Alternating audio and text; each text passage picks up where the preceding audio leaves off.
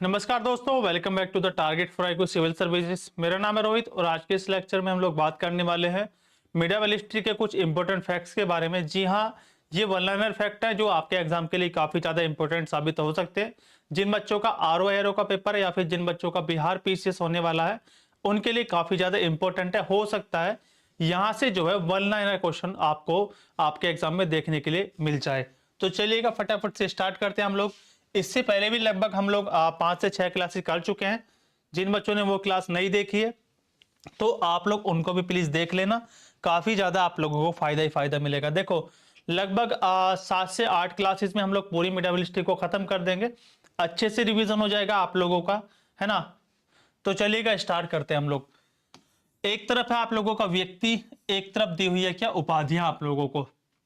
तो देखो मेहरुनिशा, मेहरुनिशा का नाम क्या था, क्या उपाधि थी, उनको बोला जाता था नूरजहां या फिर नूर महल। आपको पता है शाहजहां की पत्नी थी कौन, मेहरुनिशा। क्या नाम हो जाएगा, ओरिजिनल जो नाम था उनका, जो वास्तविक नाम था वो था आप लोगों का मेहरुनिशा, और इनको जो टाइटल मिला था वो क्या हो जाएगा, नूरजहां या फिर नूर महल। फरीद, फरीद कौन था, फरीद था शेरशाह। शेरशाह सूरी के बचपन का नाम फरीद था। बाद में जो है उन्हें जो है शेरशाह की उपाधि या शेर खां की उपाधि दी गई थी, क्योंकि इनको ऐसा बोला जाता है कि इन्होंने बचपन में एक शेर को मार दिया था, इसीलिए इनको शेर खां की या शेरशाह की उपाधि दी गई थी। औरंगजेब को क्या बोला जाता है, औरंगजेब को जिंदा पीर बोला जाता है, ये आप लोगों को याद रखना है। और गयास बेग, ये कौन थे, गयास बेग को बोला जाता है एतमादुद्दौला, इनकी टाइटल हो जाएगा। एक तरफ है पुस्तक आप लोगों के सामने मुंतखाब उल तवारीख, ये किसने लिखी है, तो ये लिखी है बदायूनी ने, ठीक है। अब्दुल कादिर बदायूनी, या फिर पेपर में मिलेगा आप लोगों को क्या, सीधा सीधा बदायूनी मिलेगा, ये आप लोगों को याद रखना है। तुजुक जहांगीरी किसने लिखी है, ये लिखी है जहांगीर ने, जहांगीर की आत्मकथा है, ऑटोबायोग्राफी है, जहांगीर ने लिखी है। तारीख फरिश्ता, ये लिखी है मोहम्मद कासिम हिंदू शाह, ठीक है। मोहम्मद कासिम हिंदू शाह, इनको फरिश्ता के नाम से भी हम लोग जानते हैं, क्या हो जाएगा, फरिश्ता के नाम से भी जानते हैं इनको हम लोग। पातशाहनामा किसने लिखी है, अब्दुल हमीद लाहौरी ने लिखी है, ये आप लोगों को याद रखना है, सारी चीजें आप लोग याद रखोगे। आगे चलते हैं फटाफट से हम लोग, आगे क्या बात की गई है आप लोगों के लिए। देखो आगे चलते हैं 1579, ठीक है। 1579 में आप लोग क्या याद रखोगे, अकबर ने की थी मजहर की घोषणा। तो अगर आप लोगों से पूछा जाए कि अकबर ने मजहर की घोषणा कब की थी, तो आप लोग बता सकते हो क्या, 1579, 1579। 1580 में क्या होता है, अपने साम्राज्य को 12 सूबों में बांट दिया था अकबर ने। इसके बाद 1580 में अगली घटना, टोडरमल के दहशाला, टोडरमल ने दहशाला प्रणाली लागू की थी, कब, 1580 में। सबसे इंपॉर्टेंट, मोस्ट इंपोर्टेंट आप लोगों के लिए, 1582 में जो है दीन इलाही धर्म चलाया था, किसने, अकबर ने चलाया था दीन इलाही धर्म, ये आप लोगों को याद रखना है। इसके साथ साथ आगे चलते हैं फटाफट से।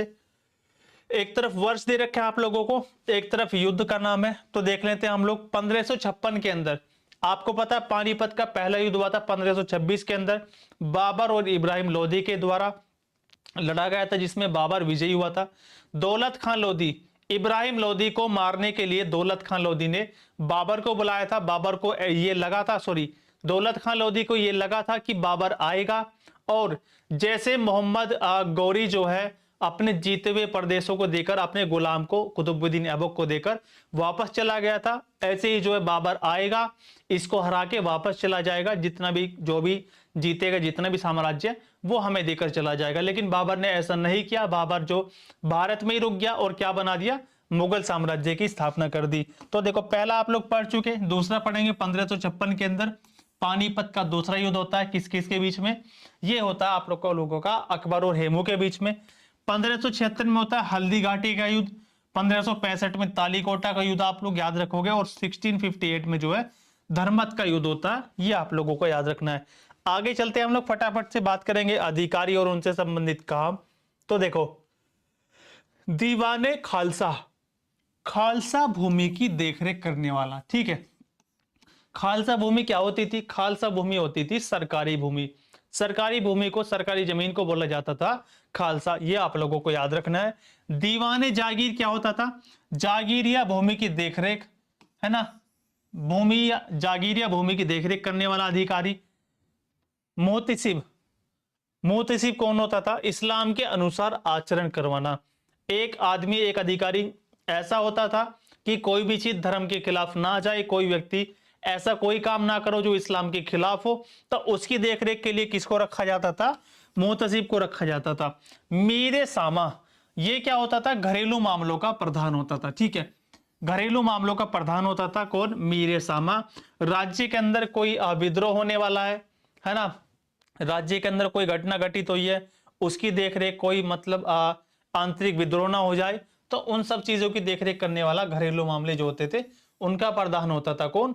मीर ए सामा। एक तरफ इमारत है आप लोगों के लिए, एक तरफ उनके निर्माता हैं।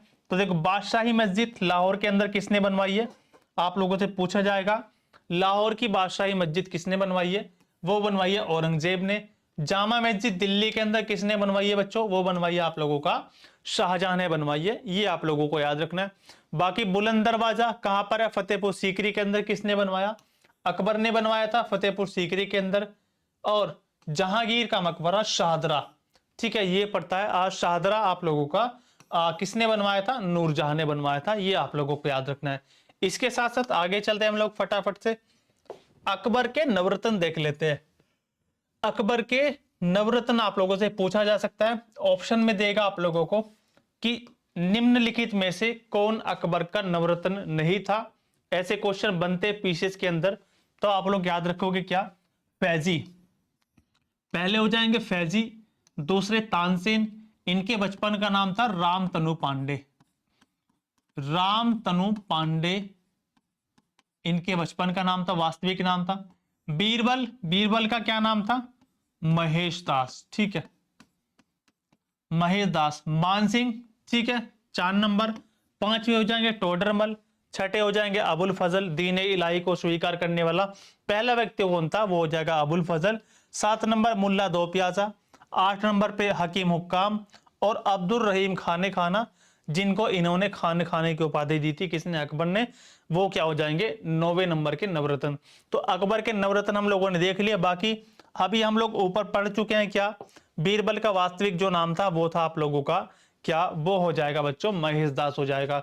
तो देखिएगा, सारी चीजें आप लोगों को अच्छे तरीके से समझ में आ गई होंगी, ऐसी मैं उम्मीद करता हूं। और बिहार पीसीएस के लिए आपको जो है लगातार मीडिया की रैपिड रिवीजन सीरीज मिलती रहेगी। मिलते हैं नेक्स्ट क्लास में। Thank you so much.